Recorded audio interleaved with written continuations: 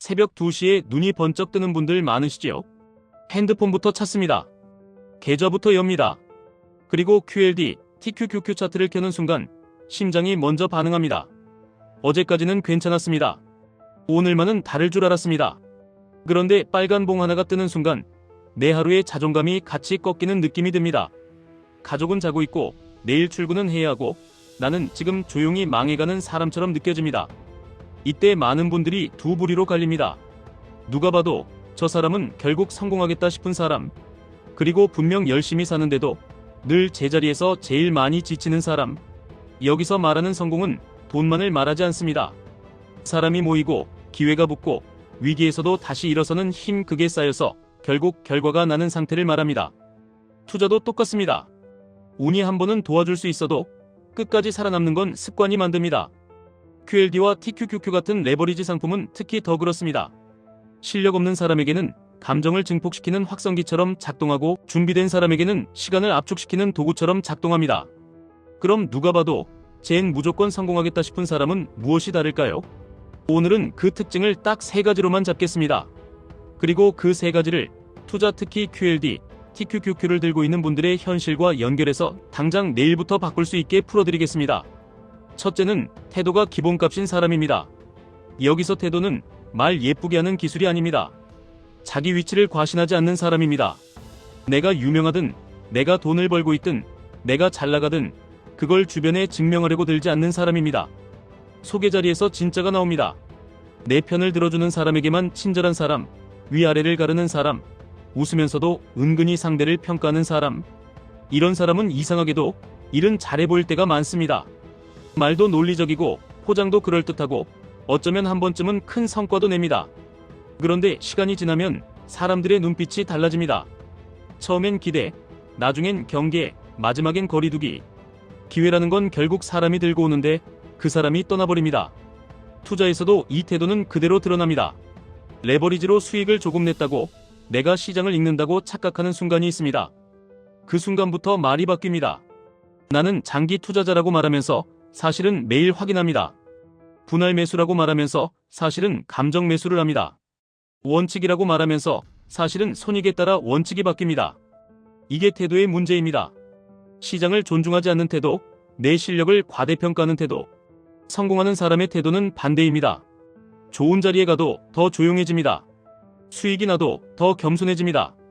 왜냐하면 본능적으로 압니다. 운이 도와준 구간이 있다는 것을요. 그래서 더 준비합니다. 사람을 대할 때도 투자할 때도 기본값이 안정적입니다. 이런 사람은 실수를 해도 회복이 빠릅니다. 주변이 도와주고 싶어지기 때문입니다. 지금 QLD, TQQQ를 하시는 분들께 이 태도를 한 문장으로 옮기면 이렇습니다. 내가 상품을 조종하는 게 아니라 상품이 내 약점을 드러내는 거다. 이렇게 생각하셔야 합니다. 그러면 행동이 달라집니다. 손실 구간에서 감정이 올라올 때 내가 틀린 게 아니라 내가 미숙한 부분이 드러난 거다 라고 바라볼 수 있습니다. 그 순간부터는 부끄럽지 않습니다. 고칠 수 있기 때문입니다. 둘째는 일에 미쳐있는 사람입니다. 여기서 미쳤다는 건 밤새워 갈아 넣는다는 말이 아닙니다. 과정에 집착하는 사람입니다. 남이 보면 좀 이상할 정도로 디테일을 파고드는 사람입니다. 이런 사람은 분위기 좋게 말만 하는 자리에 오래 있지 않습니다. 대신 자기 분야에서 질문이 쏟아지는 자리에 오래 남습니다. 원인을 파고 구조를 이해하고 반복되는 실수를 기록합니다. 그리고 그 기록을 기반으로 다음 행동을 고칩니다. 하루 이틀이 아니라 몇 년 동안요. 투자에서 이 미침은 이렇게 보입니다. 차트를 본다 라는 말로 끝나지 않습니다. 왜 올랐는지, 왜 내렸는지, 어느 구간에서 내가 흔들리는지, 내가 흔들릴 때 어떤 버튼을 누르는지 그 패턴을 잡습니다. 레버리지는 패턴이 없으면 생존이 어렵습니다. 왜냐하면 변동성이 크기 때문입니다. 변동성이 크다는 말은 내 감정의 약점이 더 자주, 더 크게 테스트된다는 말입니다. QLD나 TQQQ를 잡고 매번 같은 이유로 손절하고 매번 같은 이유로 추격하고 매번 같은 이유로 후회한다면 그건 시장 문제가 아닙니다. 패턴이 기록되지 않았기 때문입니다. 미쳐있는 사람은 여기서 행동이 다릅니다. 내가 왜 오늘 사고 싶어졌는지 딱 한 줄이라도 남깁니다. 내가 왜 오늘 팔고 싶어졌는지 딱 한 줄이라도 남깁니다. 그리고 한 달 뒤에 그 한 줄들을 다시 봅니다. 그때 자신이 얼마나 감정으로 움직였는지 스스로가 스스로에게 들키는 순간이 옵니다. 그 순간부터 실력이 생깁니다. 많은 분들이 이렇게 말씀하십니다. 나는 회사 다니느라 바빠서 그렇게까지는 못한다. 맞습니다. 그래서 더 간단하게 가셔야 합니다. 미친 사람처럼 살라는 게 아니라 미친 사람처럼 한 가지는 남기라는 겁니다. 딱 이것만 하시면 됩니다.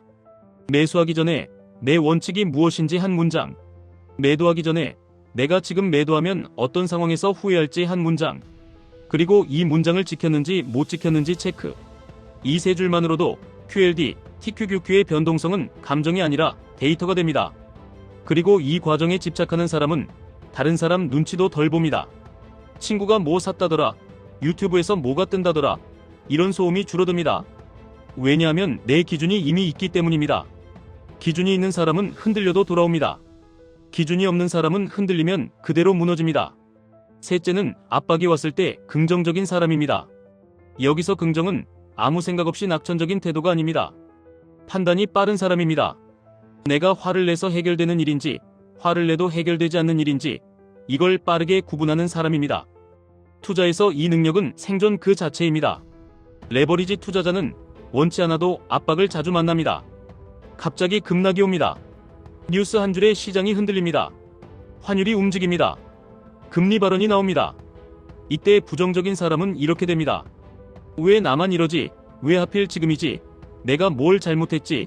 이 생각에 붙잡힙니다. 그리고 다음 행동이 늦어집니다. 늦어진 행동은 보통 더 나쁩니다. 공포에 팔고, 불안에 사고, 후회에 잠을 못 잡니다. 긍정적인 사람은 다릅니다. 상황을 미워하지 않습니다. 대신 빨리 정리합니다. 지금은 내가 통제할 수 있는 영역인가? 통제할 수 없는 영역인가? 통제할 수 없으면 통제 가능한 행동만 남깁니다. 비중 조절, 매수 간격 조절, 현금 확보, 손익보다 원칙 우선, 이런 것들입니다. QLD, TQQQ를 하시는 분들이 가장 자주 망가지는 포인트가 있습니다. 손실이 아니라 마음이 상하는 순간입니다. 계좌가 아니라 자존심이 깨지는 순간입니다. 이때 긍정적인 사람은 자신에게 이렇게 말합니다. 지금은 내 실력을 평가받는 시간이 아니라 내 원칙을 테스트받는 시간이다. 그래서 견딥니다. 견딘다는 건 참는 게 아니라 해야 할 행동을 최소화하는 겁니다. 괜히 손을 대지 않습니다. 확률이 높은 순간을 기다립니다. 여기서 또 많이 나오는 질문이 있습니다. 그럼 언제까지 기다리라는 말이냐? 정답은 없습니다.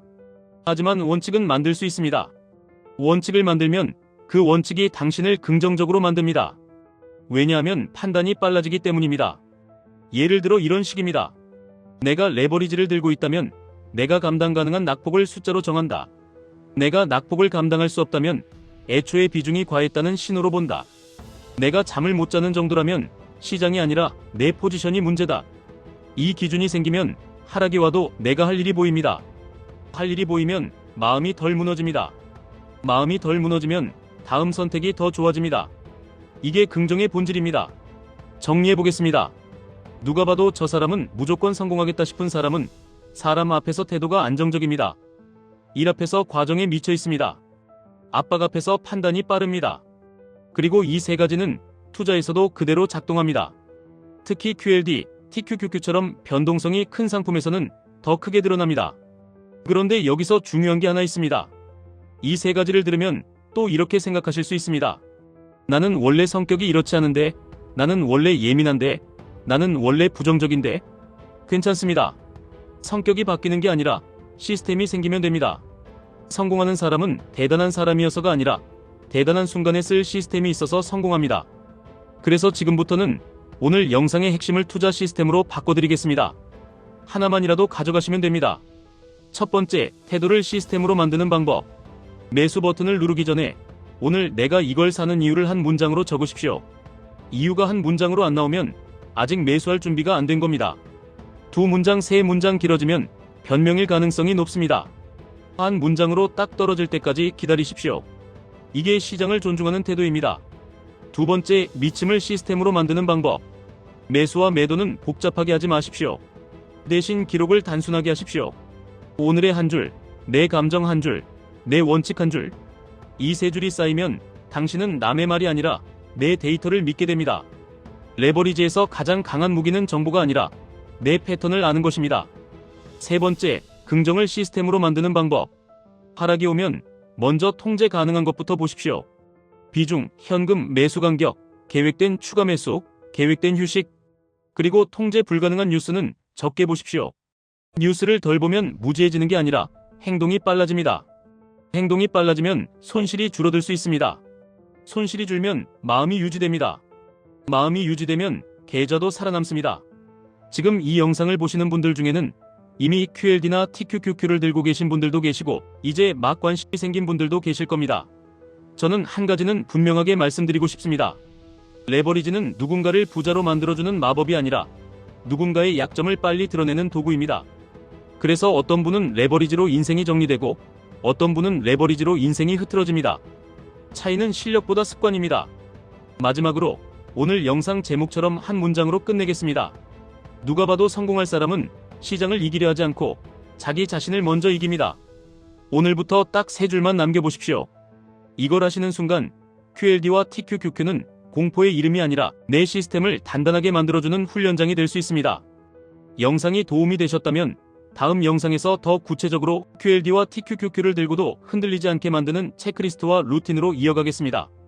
구독과 좋아요는 제가 더 깊게 만들 수 있는 힘이 됩니다. 여러분의 계좌보다 먼저 여러분의 태도와 시스템이 성장하시길 바랍니다.